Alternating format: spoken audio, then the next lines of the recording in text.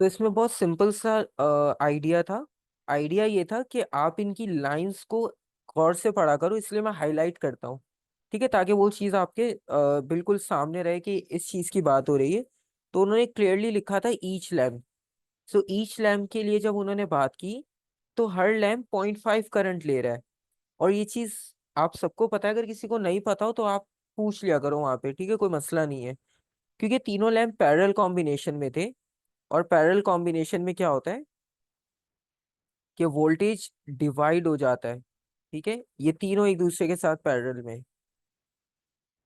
ओ sorry, voltage same रहता है, current divide हो जाता है, इसलिए मैंने यहाँ पे I1 I2 I3 लिखा है। क्योंकि तीनों की वैल्यू अलग होगी। लेकिन हमारे पास लैंप क्योंकि एक जैसे, तो तीनों एक जितना करंट, एक जैसा करंट शेयर कर रहे हैं। और जब वो यहाँ से वापस आएगा बाहर, तो वो आपको I के इक्वल ही मिलेगा। और बेसिकली I किसके इक्वल होगा? I1 plus I2 plus I3। ये तीनों मिलकर I बनाएंगे। ठीक है। अच्छा, एमीटर का काम ये होता है, it is a device use to measure electric current. Right. ये एक बेसिकली डिवाइस होती है, मेजरिंग इंस्ट्रूमेंट कह सकते हो आप।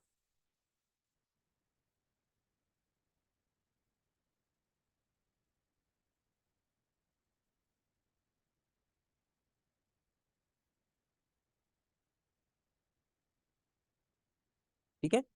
बेसिकली इसमें होता कुछ भी नहीं है। एक मीटर टाइप होता है, जैसे स्पीडोमीटर होता है ना कार का, ये ऐसा होता है। ठीक है। क्योंकि इसकी इंटरनल वर्किंग हमारे सिलेबस में नहीं है, तो इसलिए इसके बारे में कोई इतनी खास डिटेल जो है वो डिस्कस करना इंपॉर्टेंट नहीं है। ठीक है। बस वो स्पीडोमीटर की तरह होता है, और डिफ्लेक्शन से आपको वो वैल्यू दिखा देता है। उसपे वैल्यूज मार्क होती है, जहां वो रुकता है तो आपको पता चल जाता है इतनी वैल्यू है। ठीक है। अब तो खैर डिजिटल मल्टीमीटर आ गए। एक ही मीटर में आपको वोल्टेज करंट सब चीजें पता चल जाती हैं एक ही मीटर से।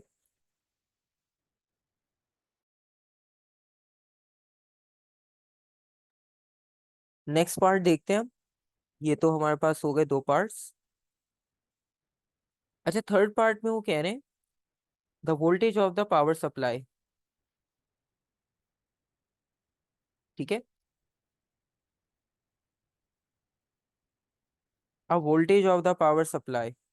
अब voltage of the power supply कितना होगा? अगेन आपके पास पूरी हिंट इस सर्किट में ही है, सारी चीजें आपके सामने मेंशन है। तो जितनी भी आपके पास नॉलेज है सर्किट से रिलेटेड, अगर आप वो अप्लाई करके बता सको कि पावर सप्लाई का टोटल वोल्टेज कितना हो सकता है।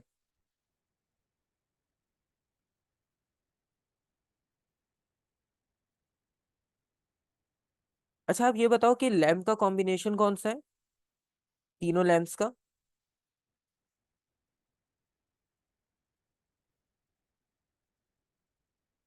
तीनों लैंप की अगर हम बात करें, तो तीनों लैंप का कॉम्बिनेशन कैसा है, सीरीज है या पैरेलल है? पैरेलल। Parallel parallel. कॉम्बिनेशन, ठीक है। अब पैरेलल कॉम्बिनेशन होने की वजह से आपको याद होगा कि पैरेलल कॉम्बिनेशन में हमने क्या चीज लिखी थी कि कौन सी क्वांटिटी कांस्टेंट होती है? वोल्टेज। ठीक है। वोल्टेज सेम है। वोल्टेज सेम होने का मतलब ये हुआ कि जो वोल्टेज लैंप वन ले रहा है वही लैंप टू लेगा, वही लैंप थ्री लेगा। और वही वोल्टेज जो है वो आपकी पावर सप्लाई प्रोवाइड कर रही थी। ठीक है। क्योंकि पैरेलल के बारे में हमने ये पढ़ा था कि पैरेलल में आपको एडवांटेज ये होता है कि अगर कोई एक भी काम करना बंद हो जाए तो बाकी दो चलते रहेंगे। अब आपके रूम में चार बल्ब होते हैं। ठीक है, लेट सपोज हम चार पावर सेवर्स या चार बल्ब यूज कर रहे हैं। तो अगर उनमें से आपने सबके लिए अलग बटन रखे हुए हैं, ठीक है, तो इसका मतलब है वो पैरेलल में कंबाइन है। एक बंद भी हो जाए बाकी दो चलते रहेंगे। अब ऐसा नहीं होता कि एक बंद किया तो बाकी दो ब्राइट हो जाए। ऐसा नहीं होगा, आपके पास 10 बल्ब भी होंगे तो आप उनके लिए अलग अलग बटन्स लगाते हो। क्योंकि एक बटन लगाने में डिसएडवांटेज ये है कि अगर एक बटन ऑन किया तो सभी ऑन होंगे, ऑफ किया तो सभी ऑफ होंगे।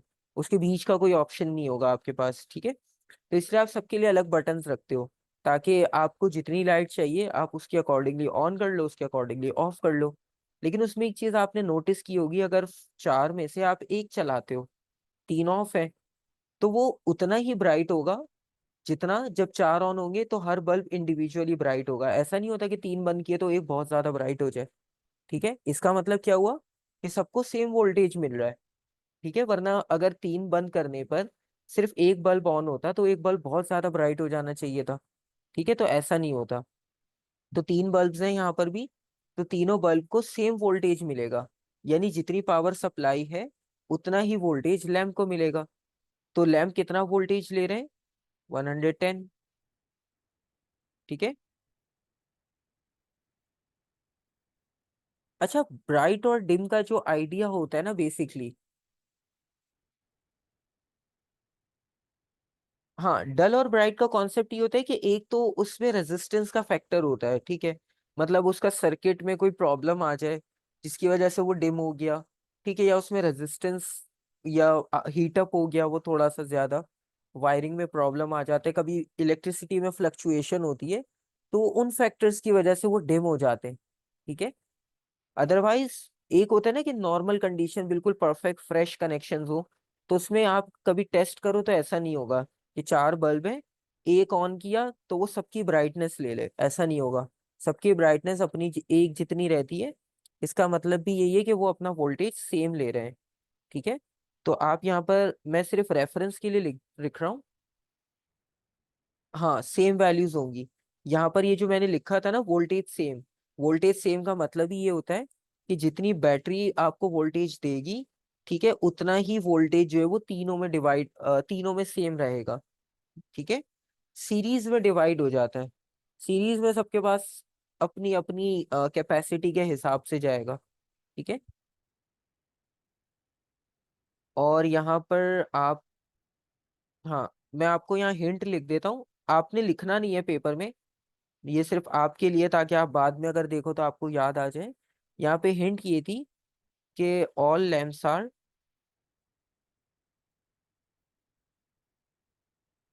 हाँ, तीनों लैम्प की डिफरेंट वैल्यूज हो सकती है, वो बिल्कुल पॉसिबल है। लेकिन अभी वो यहाँ पर जिस तरह के क्वेश्चन दे रहे हैं ना, वो इसीलिए दे रहे हैं क्योंकि उन्होंने आपको सेम वैल्यूज दी हुई हैं। ठीक है। अलग अलग भी होती हैं। So all lamps are connected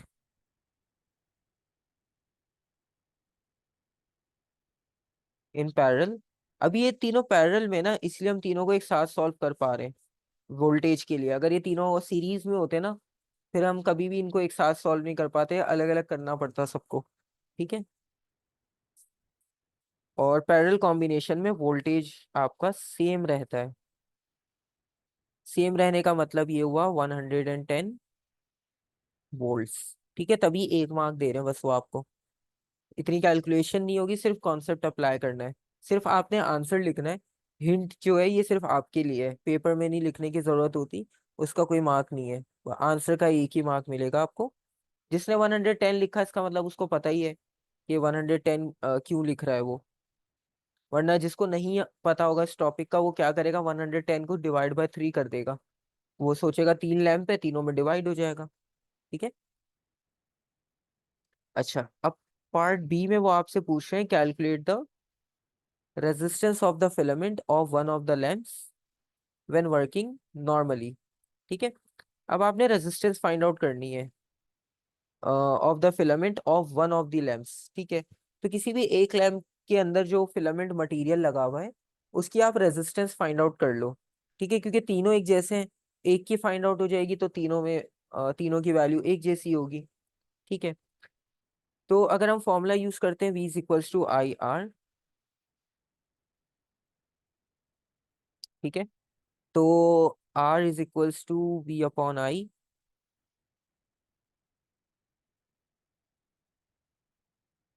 तो वोल्टेज की वैल्यू जो है वो 110 थी, अभी अभी हमने लिखी। और करंट की वैल्यू, करंट की कौन सी वैल्यू यूज करेंगे अब? 0.55। 0.55। 0.5। राइट। ठीक है, अब ये देखो, ये छोटी छोटी चीजें, अब करंट की दो वैल्यूज आ गई। हो सकता है कोई कंफ्यूज हो जाए कि टोटल यूज करें या वो। अगेन क्वेश्चन की वर्डिंग्स इंपॉर्टेंट है, उन्होंने क्लियरली लिखा हुआ है one of the lamps. Right, एक लैम्प की बात हो रही है तो एक लैम्प वाला ही करंट लिखना है आपने, तीनों का नहीं लिखना। तो डिवाइडेड बाय 0.55।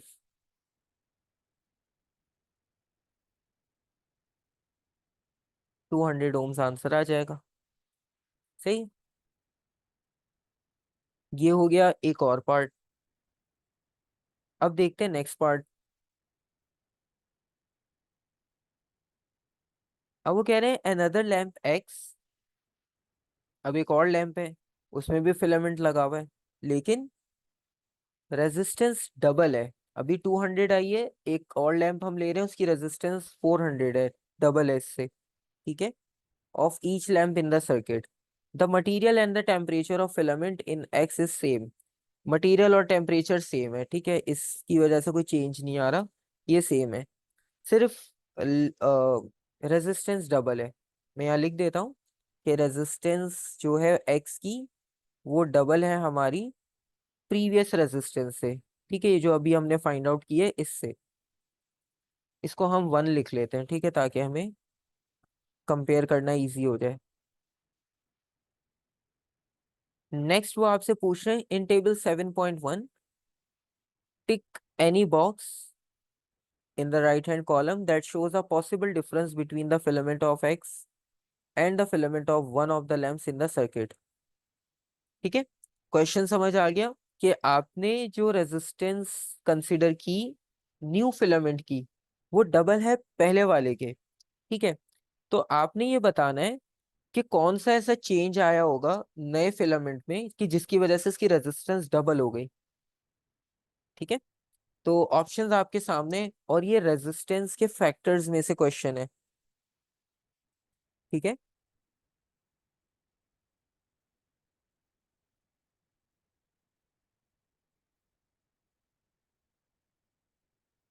तो इसमें से कौन सा ऐसा फैक्टर है जो न्यू फिलामेंट है, क्योंकि उन्होंने सब में एक्स लिखा हुआ है, एक्स का मतलब है ये न्यू लैम्प की बात हो रही है।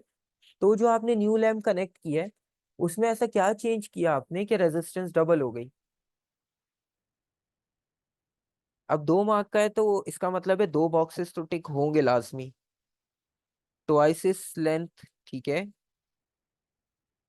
क्योंकि रेजिस्टेंस डायरेक्टली प्रोपोर्शनल होती है लेंथ के।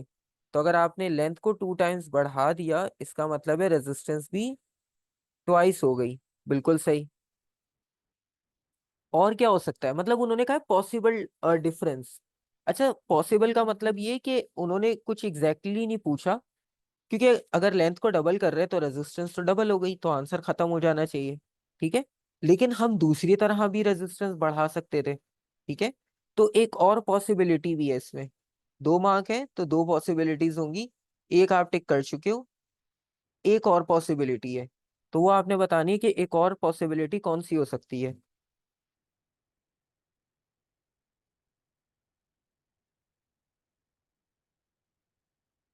Half area of cross section, बिल्कुल सही।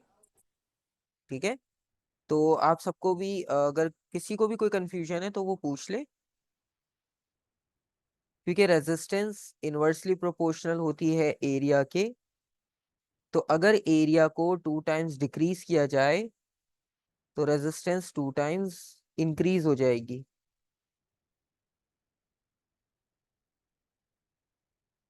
ठीक है,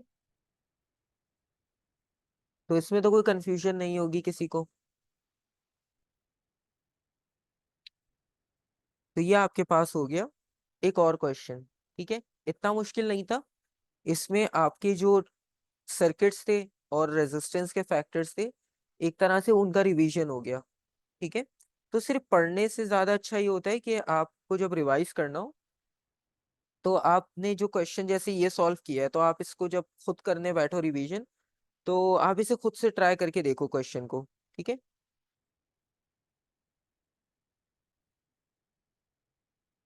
अ, हाँ, अब क्वेश्चन जब आप रीड कर रहे हो ना, तो मैं हाईलाइट इसलिए करता हूँ आप लोगों के लिए, ताकि क्वेश्चन में हाईलाइटेड चीजों पे आपकी जो है वो फोकस होगा, कि इन चीजों को हाईलाइट करने का कोई रीजन होगा। ठीक है, तो जब प्रैक्टिस कर रहे होते हैं ना, प्रैक्टिस इसलिए मैं ज्यादा क्वेश्चंस की करवा रहा होता हूँ कि उससे आपको चीजों को अप्लाई करना आता है। तो इन क्वेश्चंस में जब वो आपको इतना इजी क्वेश्चन दे रहे हैं ना, जिसमें कैलकुलेशन इतनी डिटेल नहीं है, तो वो उन क्वेश्चन की वर्डिंग्स में हिंट रखते हैं। ठीक है। अच्छा, पेपर में आप हाईलाइट तो नहीं कर सकते। हाँ, आप पेंसिल से ये कि उसे अंडरलाइन कर लो थोड़ा सा, तो उससे ये होगा कि आपके लिए हेल्पफुल हो जाएगा। और पेपर में क्योंकि एक टॉपिक का क्वेश्चन एक ही होता है, ठीक है, तो जरूरी नहीं है उसमें सारे क्वेश्चंस ऐसे हो जिसमें आपके पास जो है वो टिपिकल वैल्यूज हो, क्योंकि टाइम कम होता है आपके पास। तो वो सारे क्वेश्चंस ऐसे नहीं देंगे कि जिसमें आपको बहुत ज्यादा सोचना पड़े, ठीक है। कोई एक क्वेश्चन ऐसा होता है हर पेपर में जो आपको थोड़ा सा मतलब सोच के करना पड़ता है, बाकी स्ट्रेट फॉरवर्ड होते हैं, क्योंकि टाइम भी तो एक फैक्टर है हमारे पास। तो हम सारे क्वेश्चन पे इतना इतना टाइम नहीं लगा सकते, क्योंकि मेरे लिए इजी है, लेकिन आप लोग तो फर्स्ट टाइम कर रहे हो, आप लोगों को तो ज्यादा टाइम लगेगा, ठीक है।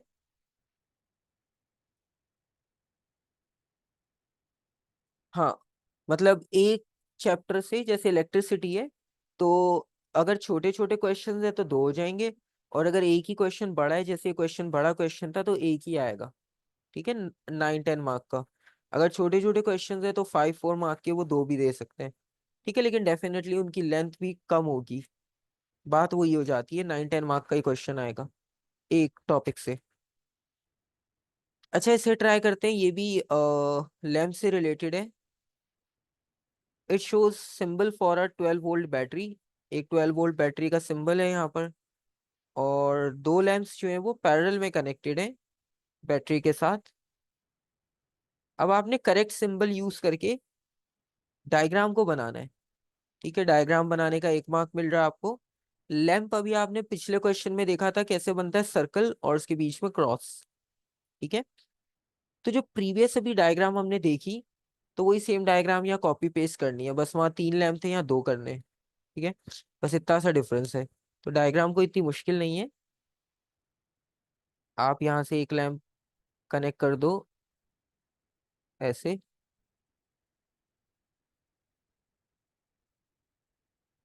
और दूसरा लैंप भी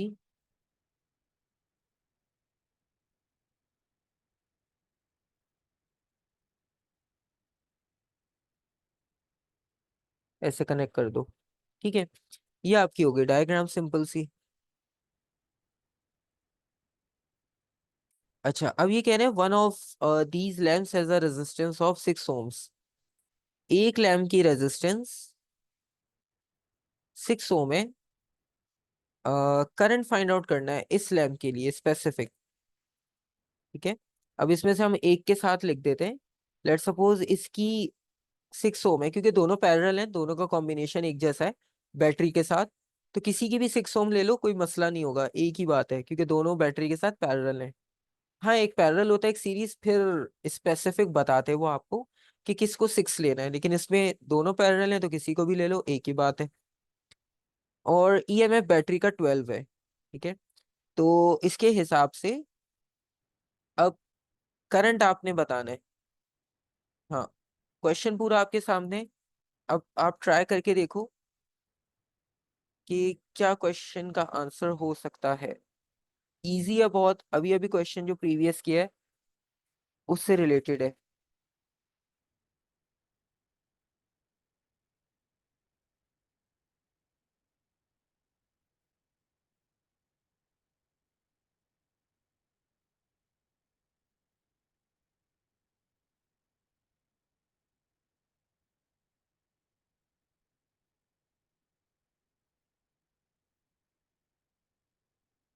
अगर वो आपसे डायग्राम ड्रॉ करने को कहेंगे तो तभी आप करोगे, ठीक है, क्योंकि उसके मार्क्स होते हैं जैसे यहाँ पर थे। अगर वो नहीं कहेंगे तो आपने ड्रॉ नहीं करनी, ठीक है, क्योंकि उसके कोई मार्क्स नहीं होंगे, वो आपकी एक्स्ट्रा वर्किंग काउंट होगी, ठीक है। और पेपर पे एक्स्ट्रा वर्किंग आपने, अगर वो हाफ डायग्राम देंगे तो डेफिनेटली उसको कंप्लीट करने का बोलेंगे, वरना क्वेश्चन फिर हाफ डायग्राम से ही रिलेटेड होगा, ठीक है।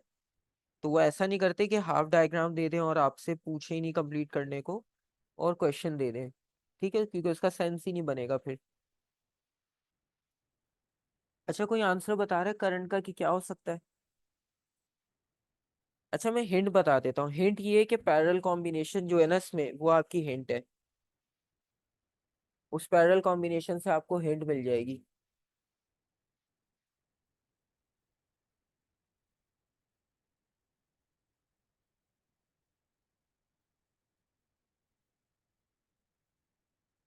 सेम वोल्ट्स, ठीक है। अब आप देखो, अभी हमने प्रीवियस क्वेश्चन भी पैरेलल का किया, ठीक है। ये क्वेश्चन भी पैरेलल का है। तो जब दोनों में पैरेलल कॉम्बिनेशन की बात हो रही है, इसका मतलब ये हुआ, उन्होंने ये क्वेश्चन में लिखा ही इसलिए क्योंकि दोनों पैरेलल में है ना, तो किसी को भी कंसिडर करोगे आंसर एक ही जैसा आएगा। इसका मतलब ये हुआ कि ये भी 12 वोल्ट देगा, ये भी 12 वोल्ट देगा। ठीक है, तो वोल्टेज और रेजिस्टेंस आ गई। करंट फाइंड आउट करना है। I is equals to V upon R. Question मुश्किल नहीं है, बस थोड़ा सा इसमें चीजों को याद रखना पड़ता है आपको। 0.5 एम्पेयर। ठीक है, ओके। अच्छा, एक चीज अब आपको पता चल गई कि पैरेलल कॉम्बिनेशन है, और पैरेलल कॉम्बिनेशन के दो क्वेश्चन आ गए, क्योंकि पैरेलल में थोड़ा सा कंफ्यूजन होता है, सीरीज फिर भी थोड़ा सा इजी होता है देखने में, समझने में। अच्छा, पावर के बारे में पूछ रहे हैं। पावर का भी हमने फॉर्मूला लिखा था, P is equals to V I. तो वोल्टेज करंट अब आपके पास दोनों आ गए, तो ये वाला पार्ट इजी है। वोल्टेज 12 और करंट 0.5।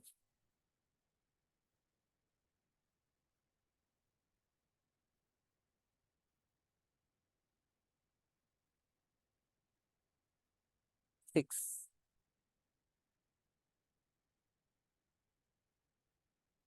जो आपने पावर, वर्क एनर्जी पावर में पढ़ा था, इसका भी वही यूनिट होता है, वॉट्स। इसका कोई अलग यूनिट नहीं होता, बस वो मैकेनिकल पावर होती है, ये इलेक्ट्रिकल पावर है, बस इतना सा डिफरेंस है।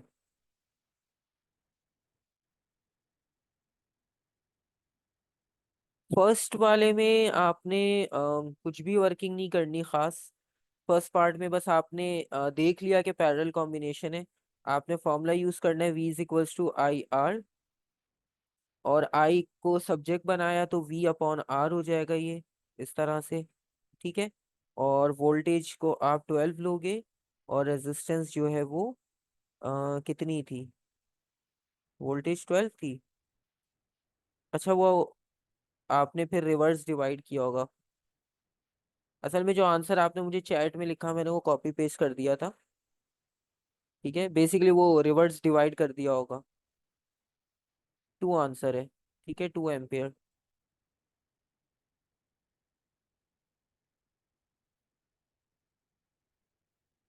तो ये करेक्शन हो जाएगी हमारे पास। हाँ, ठीक है। अच्छा, इसके बाद ये है कि the power of the other lamp is 36। अब दूसरे लैम्प की पावर उन्होंने आपको खुद दे दी, क्योंकि उसकी रेजिस्टेंस हमें नहीं पता थी, तो उसके बारे में हमें कुछ आइडिया नहीं था एग्जैक्टली exactly। अब वो कह रहे हैं कि total energy deliver to the lamp in 20 hours. ठीक है, टाइम आ गया 20 आवर्स के इक्वल, पावर आ गई सेकेंड लैम्प की 36। अब वो कह रहे हैं सेकंड लैम्प के बारे में ही फाइंड आउट करना है, क्योंकि आप देखो पार्ट चेंज हो गया, पार्ट सी। तो बी पार्ट में एक लैम्प की बात हो रही थी, पार्ट सी में दूसरे लैम्प की बात हो रही है। ठीक है, तो अभी जो एनर्जी का मैंने फॉर्मूला लिखा था, मैं यहाँ दोबारा लिख देता हूँ। Energy is equals to voltage into current into time. ठीक है, तो आपने जो फाइंड आउट करना है वो एनर्जी करनी है। ठीक है, पावर और टाइम गिवन है। अच्छा, अब एनर्जी का ये फॉर्मूला तो आपके पास लिखा हुआ है, लेकिन आपको वोल्टेज तो पता है, लेकिन करंट नहीं पता इसका। ठीक है, इसके बारे में करंट नहीं पता, लेकिन कोई मसला नहीं है। आप क्या करोगे, आपने ये करना है कि इस फॉर्मूला में एक चीज को आप फोकस करो, V I. V I actually equal होता है पावर के, तो वी आई की जगह पर आप सिंपली पावर भी लिख सकते हो।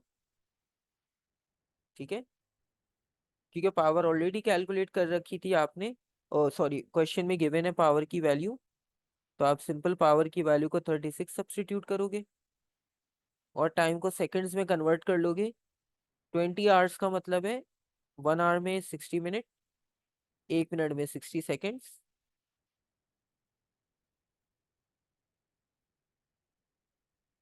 तो ये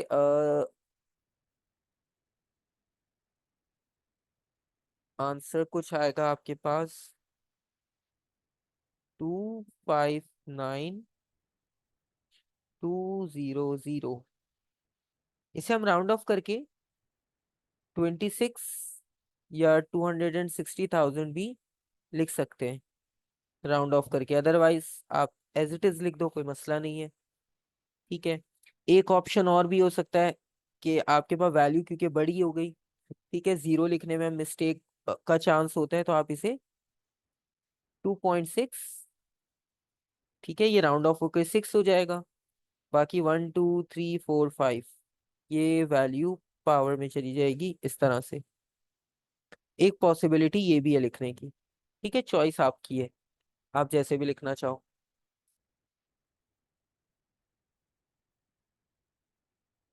ठीक है, यहाँ तक कोई कंफ्यूजन?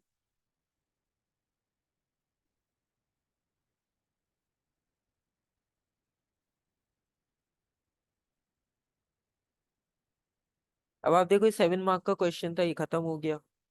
तो इस ईयर में हो सकता है एक 4 मार्क का क्वेश्चन भी आया हो। ठीक है, ये अक्टूबर नवंबर पेपर 4 वेरिएंट 1 है। ये देखो, इसमें 2 क्वेश्चन इलेक्ट्रिसिटी के आए क्योंकि ये पुराना सिलेबस था 18 में, तो उस वक्त जो है वो डिटेल क्वेश्चंस होते थे। ठीक है, तो ये 8 मार्क का ये दिया इन्होंने, 7 मार्क का ये दिया, तो इस साल इन्होंने इलेक्ट्रिसिटी में ज्यादा मार्क्स रखे थे। ठीक है, तो वो जो मैं 25% आपको बताता हूँ कि इलेक्ट्रिसिटी का वेटेज होता है, तो वो मैक्सिमम होता है। अब आप देखो, इसमें 8 और 7, 15 मार्क्स का क्वेश्चन एक चैप्टर से दिया इन्होंने, जो कि आउट ऑफ 80 आप वेटेज कैलकुलेट करोगे तो अच्छा खासा बन जाएगा। ठीक है, 6% बन रहा है।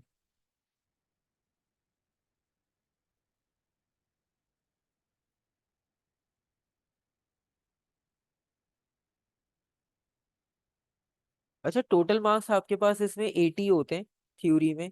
ठीक है, 40 MCQs के होते हैं, 40 ATP के होते हैं, तो 160 टोटल बनता है। लेकिन एग्रीगेट वो 200 से बनाते हैं।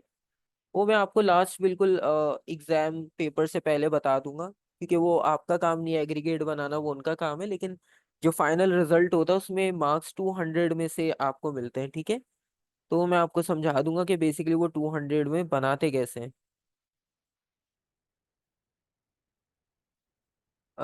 इस क्वेश्चन में अब,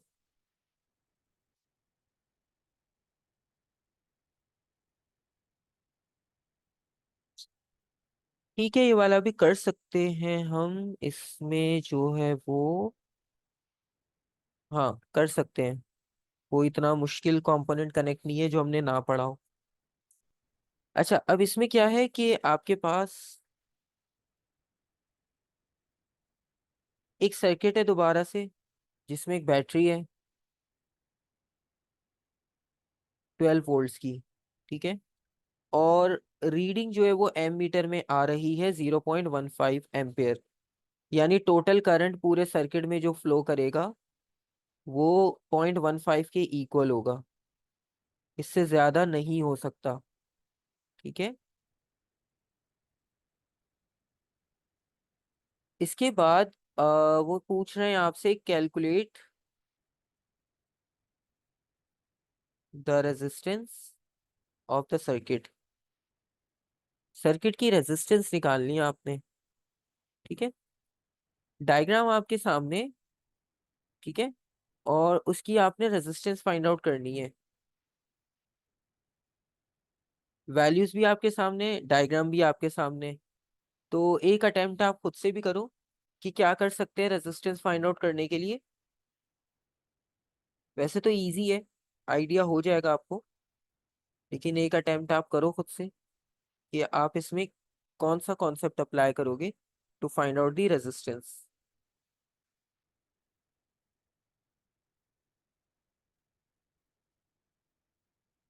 R equals VI, V divided by I. बिल्कुल सही, क्योंकि आपके पास करंट गिवन है और टोटल ईएमएफ गिवन है। ठीक है, तो अब आपके पास एक ही ऑप्शन बचता है, फॉर्मूला। ठीक है, so R is equals to V upon I, क्योंकि उन्होंने सर्किट की बात की है ना, इसका मतलब वो टोटल की बात कर रहे हैं। तो टोटल वोल्टेज 12,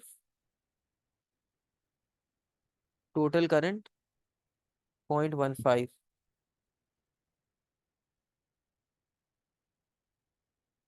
80।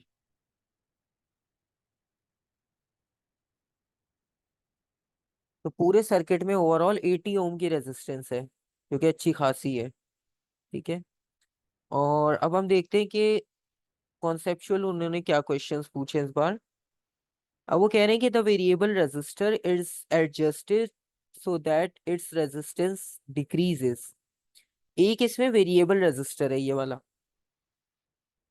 इस पे एरो बना हुआ है ना, ये वेरिएबल है। वेरिएबल का मतलब ये होता है कि जिस तरह से आपके पास नॉब होती है ना फैन की स्पीड कम ज्यादा करने के लिए, ये भी उसी तरह से होते हैं। आप इससे कम ज्यादा रेजिस्टेंस की वैल्यू कर सकते हो। इससे फायदा ये होता है, बार बार अगर वैल्यू चेंज करनी होगी ना, तो आप इसको रोटेट करो, नॉब को चेंज हो जाएगी। मैनुअली करना होगा तो एक हटा के दूसरा लगाना पड़ेगा, वो एक लंबा प्रोसेस है। तो इसलिए हम क्या करते हैं, नॉब लगा देते ताकि आप कम ज्यादा उसको कर सको इजीली। तो वो कह रहे हैं कि वेरिएबल रेजिस्टर को आपने ऐसे एडजस्ट किया है कि उसकी रेजिस्टेंस जो है वो डिक्रीज हो रही है। ठीक है। अब वो कह रहे हैं state what happens to the reading on the ammeter. ठीक है। वेरिएबल रेजिस्टर की रेजिस्टेंस कम हो रही है, तो जो एम मीटर में करंट की वैल्यू है उस पे क्या इफेक्ट होगा, वो इंक्रीज हो जाएगी, डिक्रीज हो जाएगी, या सेम रहेगी।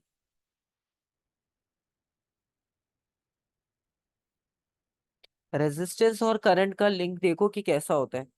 अगर रेजिस्टेंस कम होती है तो करंट पे क्या इफेक्ट आएगा,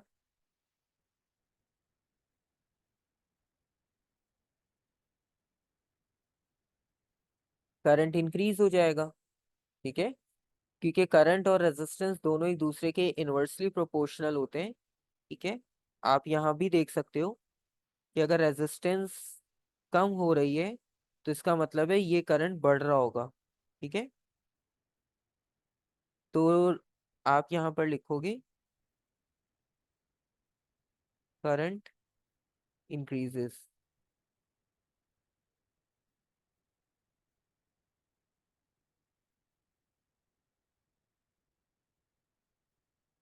उसके बाद वो पूछ रहे state and explain what happens to the reading on the voltmeter. इसी कंडीशन में वोल्ट मीटर आपको क्या रीडिंग दिखाएगा, मतलब उसमें क्या चेंज आएगा। अब वोल्ट मीटर ये लगा हुआ, अब आप ये देखो ये पैरेलल में लगा हुआ है इसके साथ। ठीक है। ये हमेशा पैरेलल में लगता है, और ये सिर्फ लगाए ही इसीलिए ताकि ये जो वेरिएबल रेजिस्टर है ना, इसका वोल्टेज फाइंड आउट किया जा सके।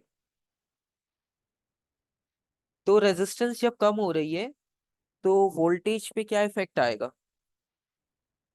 ये भी आपके पास फॉर्मूला में हिंट गिवन है, आप वहां से देखकर भी बता सकते हो।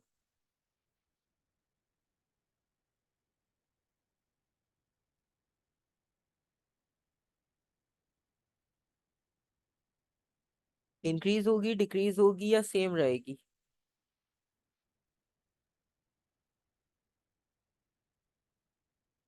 अच्छा देखो, फॉर्मूला से ही अगर आप देखो ना तो आपको पता चल जाएगा कि वोल्टेज और रेजिस्टेंस दोनों डायरेक्टली हैं। तो रेजिस्टेंस कम हुई है ना, तो वोल्टेज भी कम होगी, क्योंकि दोनों एक दूसरे के साथ डायरेक्टली लिंक है। ठीक है।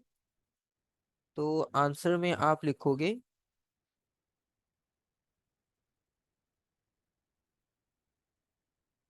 Potential difference decreases.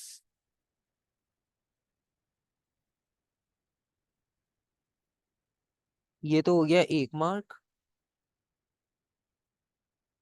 अब इसको एक्सप्लेन करने का 1 मार्क मिलेगा। इसका रीजन ये है कि जो वोल्ट मीटर है वो सिर्फ इसी के साथ कनेक्ट है पैरेलल में, as voltmeter is connected across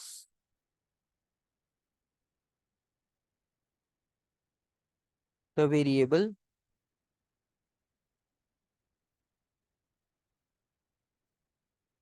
resistor. ठीक है। तो जो वेरिएबल रेजिस्टर में चेंज आएगा तो इसमें भी फौरन चेंज आएगा। ठीक है। ये पूरे सर्किट का वोल्टेज नहीं बता रहा था, ये सिर्फ उस स्पेसिफिक का बता रहा है, क्योंकि ये सिर्फ उसी के साथ कनेक्ट है। अच्छा, उसके बाद पार्ट सी अलग है। उसमें वो पूछ रहे हैं कि बैटरी जो है वो बेसिकली सेल से कंबाइन करके बनाई है, of EMF 1.5 volt. In terms of electrical energy, what is meant by an EMF of 1.5 volt? ठीक है। अच्छा, EMF की अब आप डेफिनेशन पे जाओ। Work done on a unit charge, ये रही। EMF is the work done per unit charge to move electrons round the circuit। और इसका फॉर्मूला था वर्क डन ओवर चार्ज। ठीक है। इसका मतलब ये हुआ कि वर्क डन का मतलब जूल्स, तो एक जूल्स का वर्क डन एक कूलम चार्ज पे। ठीक है।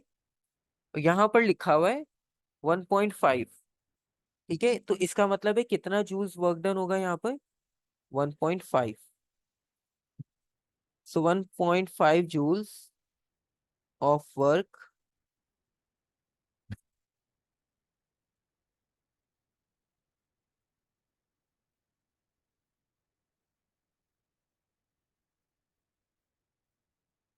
इन ड्राइविंग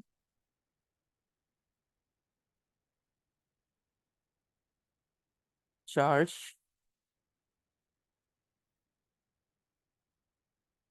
अराउंड द सर्किट।